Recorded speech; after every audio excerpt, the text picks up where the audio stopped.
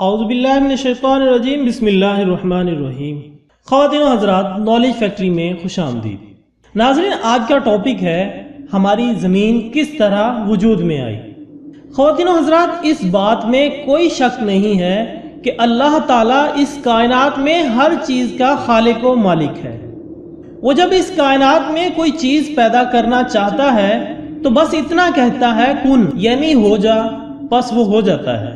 اللہ رب العزت کو کوئی کام کرنے کے لیے نہ تو ہماری طرح کوئی تگ و دو کرنا پڑتی ہے اور نہ ہی وہ ہم انسانوں کی طرح کسی ذرائع کا محتاج ہے۔ ناظرین، انسان شاید اس دنیا کی وہ سب سے متجسس مخلوق ہے جو ہر وقت نہ صرف اپنے ماحول بلکہ اس وسیع کائنات کی ہر شے کو کھوجنے، اس کی حقیقت جاننے کی جستجو میں لگا رہتا ہے۔ یہی کھوج اسے آج چاند، ستاروں اور کروڑوں نوری سالوں کے فاصلوں پر واقع کہکشاؤں تک لے گئی ہے۔ خواتین و حضرات، آج ہم اسی موضوع پر بات کرنے جا رہے ہیں اور غالباً اس موضوع کے منتظر لاکھوں لوگ ہیں، یعنی ہماری کائنات کس طرح وجود میں آئی۔ خواتین و حضرات، حال ہی میں ڈان نیوز میں بگ بینگ نامی ایک آرٹیکل پبلش ہوا ہے۔ اس آرٹیکل کے مطابق بگ بینگ انگریزی زبان کا لفظ ہے جس کے معنی بڑے دھماکے کے ہیں۔ اس نظریے کے مطابق آج سے تقریباً 14 ارب سال پہلے زمین ایک بہت ہی چھوٹے سے نقطے میں بند تھی، لیکن خواتین و حضرات، یہ چھوٹا سا نقطہ اپنے اندر بہت بڑی انرجی رکھتا تھا اور اس انرجی کی وجہ سے یہ نقطہ ایک زوردار دھماکے سے پھٹا اور ٹکڑوں کی صورت میں خلا میں پھیل گیا۔ ہماری زمین ان ٹکڑوں میں سے ایک ٹکڑا ہے۔ چنانچہ سائنسدانوں کا کہنا ہے کہ اس بگ بینگ کے نصف سیکنڈ کے بعد اس ٹکڑے کا ٹمپریچر آدھا ہو گیا تھا، اور وہ آدھا بھی اتنا کہ اس کے ایک نیوکلیس کا ٹمپریچر آج کے سورج کے ٹمپریچر کے مطابق تھا۔ خواتین و حضرات، سائنسی نظریے کے مطابق مادے میں جب بہت زیادہ توانائی ہو تو کشش ثقل یعنی گریوٹی چیزوں کو اپنی جانب کھینچنے کے بجائے ایک دوسرے سے دور دھکیلنے والی قوت بن جاتی ہے۔ ناظرین، قرآن پاک میں اللہ تعالیٰ کائنات کی تخلیق کے بارے میں سورۃ انبیاء میں کچھ اس طرح بیان فرماتے ہیں: کیا کفار یہ نہیں دیکھتے کہ زمین و آسمان باہم بند ہو کر ملے ہوئے تھے تو ہم نے ان کو پھاڑ کر جدا کر دیا۔ خواتین و حضرات، بگ بینگ کے 4 لاکھ سال بعد پوری کائنات ایٹمی ذرات کے دھوئیں پر مشتمل تھی۔ سائنسی نقطے کے مطابق یہ دھواں ہیلیم اور ہائیڈروجن پر مشتمل تھا۔ جب گریوٹی نے اس گیس اور دھوئیں کو آپس میں ملایا تو یہ بادل کی صورت اختیار کر گئے اور بعد میں گریوٹی کی وجہ سے سکڑنا شروع ہوئے، جس سے تارے، سیارے اور کہکشائیں وجود میں آئیں۔ ہماری زمین جس کہکشاں میں ہے اس کو ملکی وے کہتے ہیں۔ ہماری کہکشاں کو ملکی وے اس لیے کہا جاتا ہے کہ اس میں سے سفید دودھ کی مانند روشنی کا اخراج ہوتا ہے۔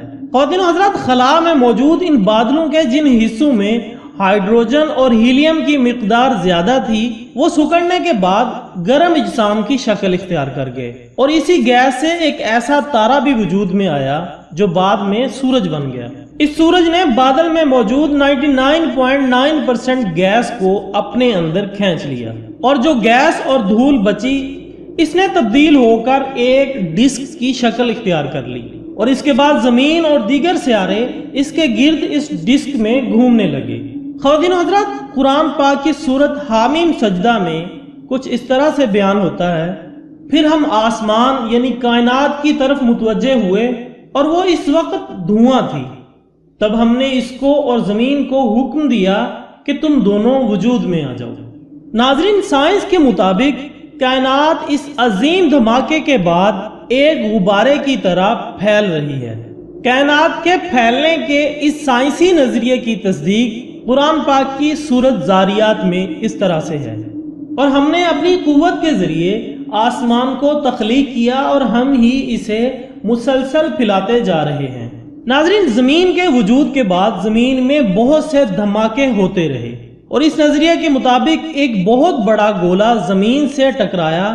کہا جاتا ہے کہ اس گولے کا سائز مارس جتنا تھا۔ اس گولے نے زمین کے ساتھ ٹکراؤ کی وجہ سے کچھ گیسز کو کائنات میں بکھیر دیا، جس سے چاند وجود میں آیا، اور چاند کی گریوٹی اتنی تیز ہے کہ وہ زمین کو اس کے آربٹ سے ڈگمگانے نہیں دیتی۔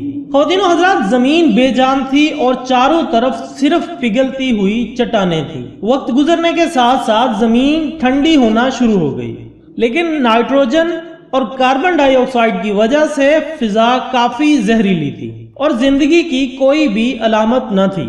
سائنس کا کہنا ہے کہ زمین کی پیدائش کے 50,000 سال بعد زمین پر اسٹرائڈ کی زبردست بمباری ہوئی۔ اس میں کچھ مینٹور اسٹرائڈ بھی تھے جو اپنے ساتھ پانی لاتے ہیں۔ اس طرح کچھ سالوں میں زمین پر کافی پانی جمع ہو گیا، جس سے سمندروں اور بادلوں کی بناوٹ ہوئی۔ اس طرح زمین پر موسموں کا آغاز ہوا اور زندگی وجود میں آئی۔ سائنس کی اس دریافت پر قرآن حقیقت کی مہر سورۃ مومنون میں کچھ اس طرح سے لگاتا ہے، اور ہم نے ایک خاص مقدار میں آسمان سے پانی اتارا اور پھر اس کو زمین پر ٹھہرا بھی دیا۔ خواتین و حضرات، سائنس اس امر کے بارے میں کہتی ہے کہ ایک ایسی چٹان تھی جس سے پانی کے فوارے نکل رہے تھے، گویا کوئی نہر بہہ رہی ہو۔ اسی انداز کو قرآن تفصیلاً سورۃ بقرہ میں کچھ یوں بیان کرتا ہے، اور پتھروں میں سے کچھ تو وہ ہیں جن سے نہریں نکلتی ہیں، اور کچھ وہ ہیں جو پھٹ جاتے ہیں اور ان میں سے پانی فواروں کی مانند پھوٹ پڑتا ہے، اور کچھ وہ ہیں جو اللہ کے ڈر سے زمین پر گر پڑتے ہیں۔ خواتین و حضرات، جیسے سائنس کہتی ہے کہ نہ صرف اس پانی نے زمین کو گھیر لیا تھا بلکہ زندگی کا آغاز بھی اسی سے ہوا تھا۔ قرآن پاک کی سورۃ ہود میں کچھ اس طرح سے بیان ہوتا ہے، اور اس وقت اللہ کا عرش پانی پر تھا۔ اسی طرح ناظرین، سورۃ انبیاء میں ارشاد ہوتا ہے، اور ہم نے ہر جاندار کو پانی سے پیدا کیا۔ خواتین حضرات، کوئی بتا سکتا ہے کہ اس وقت کون سی سائنس یا ٹیکنالوجی تھی جس کی بنا پر قرآن پاک نے 1400 سال پہلے وہ حقائق بتا دیے جو آج کا سائنسدان اپنے تمام تر وسائل کو بروئے کار لا کر پیش کر سکا ہے؟ خواتین و حضرات، قابل غور بات یہ ہے کہ جو نظریہ قرآن پاک پڑھ کر ہمارے علماء دین کو دینا چاہیے تھا، وہ نظریہ آج ہمیں مغربی سمت سے سنائی دے رہا ہے۔ افسوس، جو باتیں ہمیں 1400 سال پہلے بتا دی گئی تھی ہم انہیں سمجھ ہی نہ سکے۔ بے شک آسمانوں اور زمین کی تخلیق میں اور شب و روز کی گردش میں عقل سلیم والوں کے لیے اللہ کی قدرت کی نشانیاں ہیں۔ سورۃ آل عمران۔ اسی طرح سورۃ النساء میں اللہ تعالیٰ ارشاد فرماتے ہیں، کیا یہ لوگ قرآن میں غور نہیں کرتے؟ اللہ تعالیٰ ہمیں قرآن کی تلاوت کے ساتھ ساتھ اس پر غور و فکر کرنے کی توفیق عطا فرمائے۔ خواتین و حضرات، ایک نئی ویڈیو کے ساتھ دوبارہ ملاقات ہوگی، تب تک کے لیے اجازت دیجیے گا۔ اپنا، دوستوں، رشتہ داروں اور گرد و نواح کے تمام لوگوں کا بہت خیال رکھیے گا۔ اللہ حافظ۔